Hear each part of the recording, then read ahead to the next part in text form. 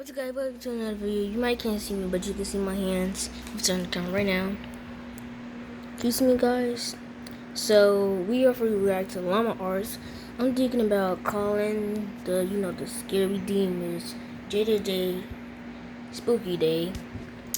And we're back on, let's see guys, maybe on Fridays, cause it be late and stuff and scary and spooky, whatever guys. And make sure you're recording. So guys, we are react to llama arts. I guess what's next? I only got one snack. Of course, this Oreos. Oreos my favorite, the golden kind. Now they coming out with stuff like that. So I'm for react to llama arts again. See, can I found stuff so I forget my setting up ready. Can you see your stuff, guys?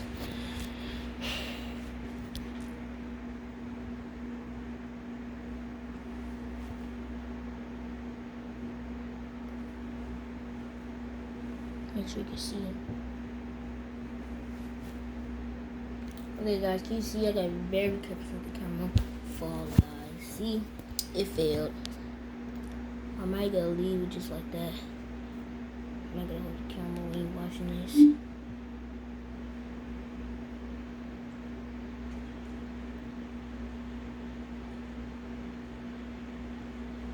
So this one's called A Scary Vacation. During my holiday, I spent about 3 weeks in Japan.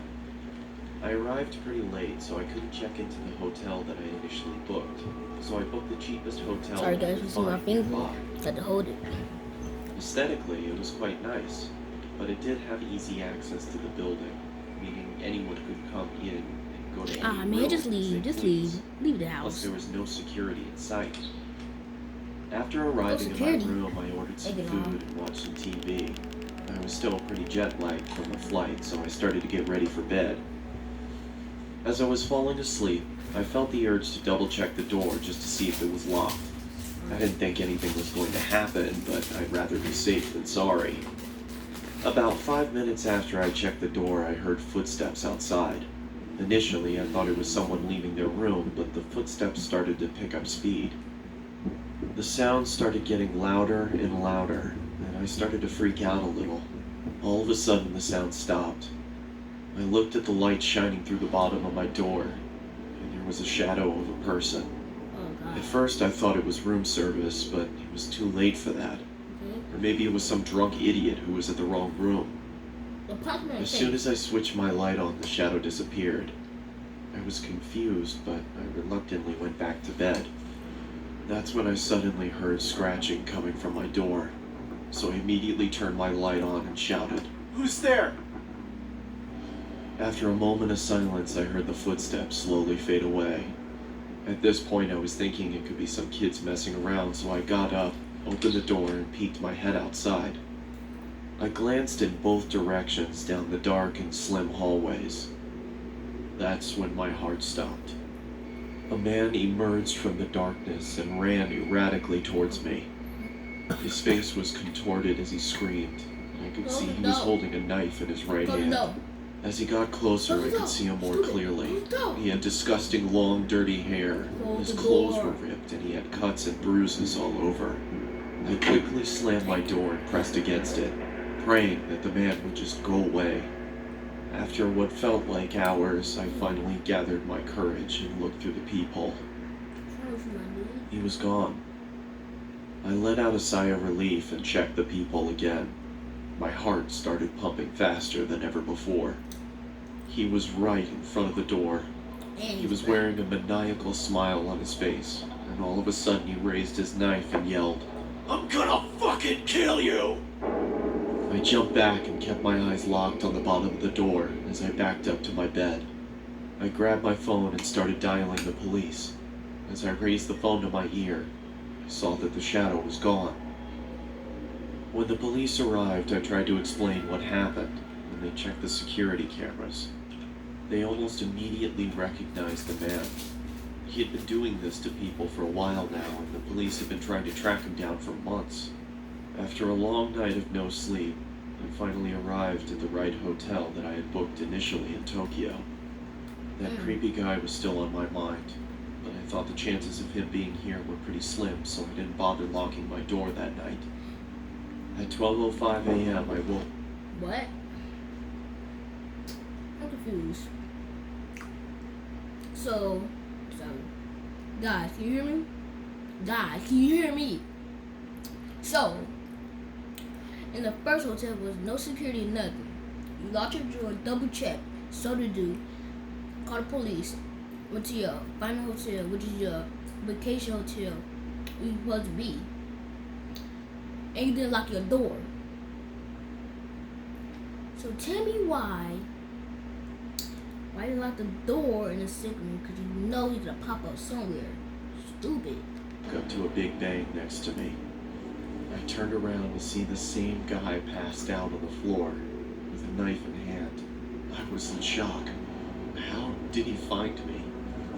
Because he's I quickly stupid. ran out of the room and locked him inside. You locked the door. The cops came and he was finally arrested.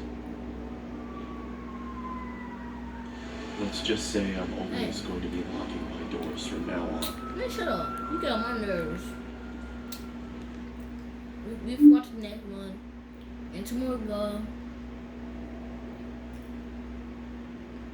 That was stupid. This happened when I was 17 years old. I would go to the gym 3 to 4 times a week and ride the bus home. It was a Sunday and I had just missed my bus, so I had to wait longer for another one. I would have called my parents, but they were out for the evening, and taxis charged more, so I decided to sit and wait in the bus shelter. It was a cold night, and snow had just started peppering the ground. My bus was taking longer than usual, so I got my phone out and listened to some music. Almost an hour had passed. It was freezing and I hadn't seen anyone at all. That was until I noticed something out of the corner of my eye. It was a creepy guy dressed in thick layers of clothing, walking slowly towards me. Why? I knew staring at him would draw more attention, so I just focused on my phone. Alright. He sat down at the other end of the shelter and just stared at me. There was something off about him. He seemed like he was either drunk or on drugs. He then asked, "What does the bus do?" I took out my earphones and said, "I think it's delayed because of the snow." He stared at me for a while, then started mumbling to himself. He was really starting to creep me out, so I pretended to be on my phone. After a couple of minutes, I took another look. Smart. He moved closer to me. Run. I looked away for a second, then heard the sound of him sliding even closer.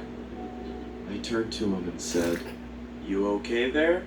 No. He stared at me with glossy eyes, lifted his arm and leaned towards me. Immediately, I grabbed my bag and ran as he fell to the ground. I ran down the road, trying my hardest not to look back. I kept going until I got to the next bus stop. I turned around to check to see if he was there. He was gone, so I went to sit down. Feeling relieved, I rested my head on the back of the glass and waited for the bus.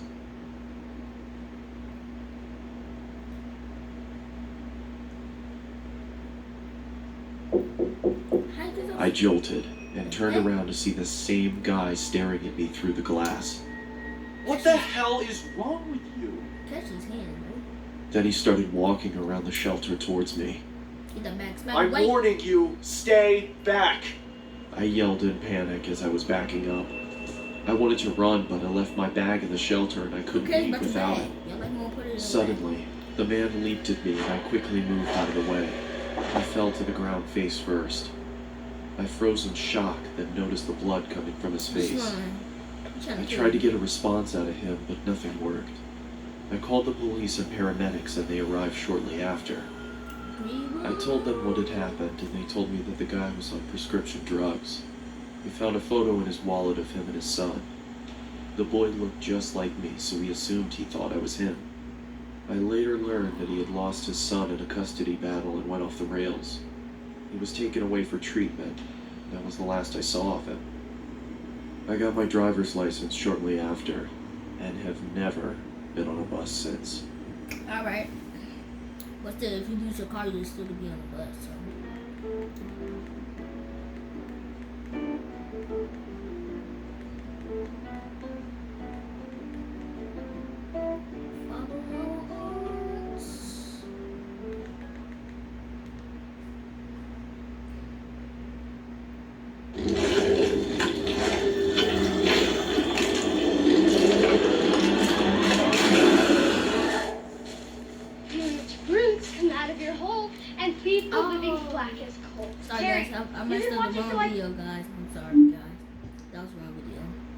Now that's for Crib TV. Now, if you want to write a Crib TV, make these videos, I don't know. Y'all decide. This is a short but terrifying story of something that happened when I was Snapchatting a friend. Alright. I'm pretty Yeah, young, I'm only 13, still in middle school. A girl I really liked had just recently started snapping me selfie pictures, and we started messaging each other for a few nights. One night when I was watching TV, she sent me a snap of herself laying in her bed without a caption. I sent a message saying, "What's up?" She sent another identical picture, this time with a caption saying, "Not much, you?" She set the timer to 10 seconds, so it gave me plenty of time to analyze the picture, including her bedroom in the background, and the dark outline of a person standing by her window. I'm gone. I quickly sent a response message, saying, "Is that your brother by the window?" She sent another identical snap, this time captioned, "What do you mean?" In this picture, the figure at the window was closer, and I could see a hand pressed up against the glass. I closed the snap before the timer even ran out so I could tell her quicker.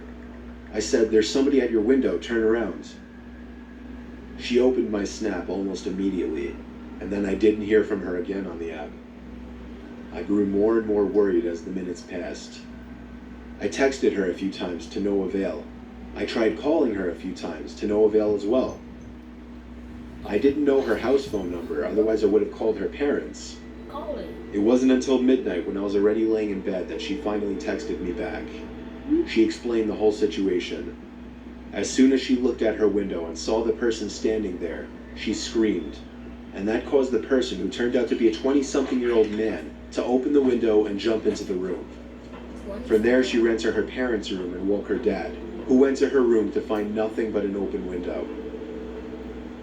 It wasn't exactly a personal story of mine, but it freaks me out nonetheless, knowing that the only thing that saved my friend from whatever could have happened was the fact that I was able to see the window through her selfies, unbeknownst to the creeper at her window. Okay guys, so this is the last video, guys. This is the last video. This is the last video, guys.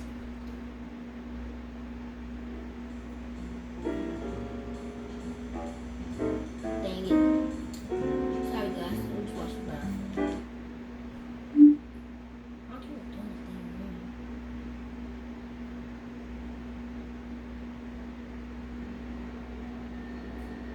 anything. Oh, sorry guys, here it goes. So this happened a few months ago. I'm 26. I was at JFK Airport in New York with 5 friends. Alright. All of us were about to fly down to Florida to spend the week in a beach house. We had a few more minutes to kill in the airport before we would board our flight, and I really had to go to the bathroom all of a sudden. Skip line. I was baffled to see a line out the door for the bathroom. I noticed a janitor walking by, so I asked her if there was another bathroom nearby that wouldn't be so crowded. She laughed and told me she shouldn't really be telling people, but there was another bathroom past the door she was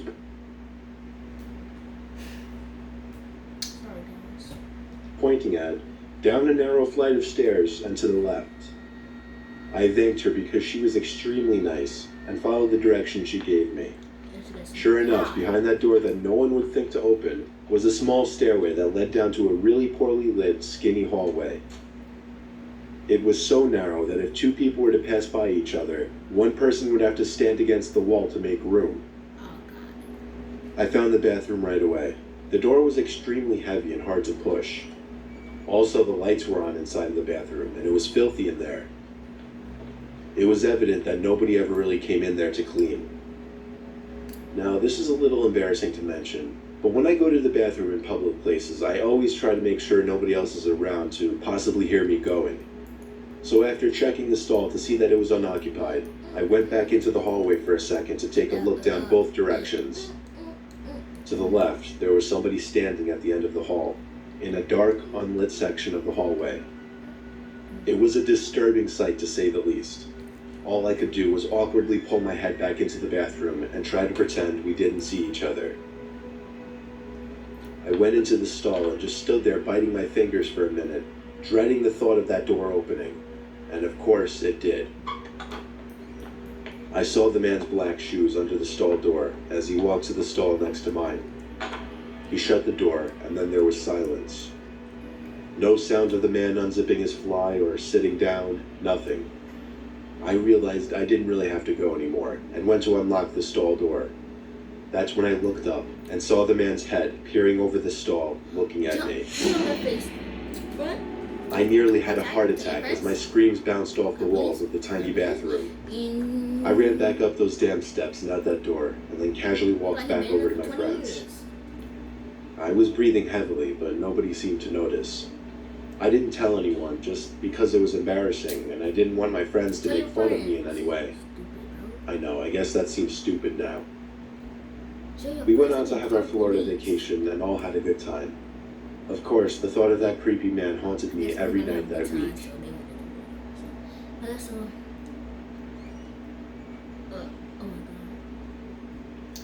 Okay, guys.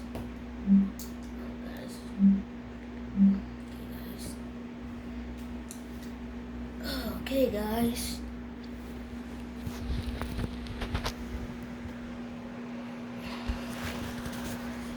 Sorry, guys. I don't want to. So I hope you got a good time watching Llama Arts, guys. And after conclude this video, hope you have a good night. Whatever.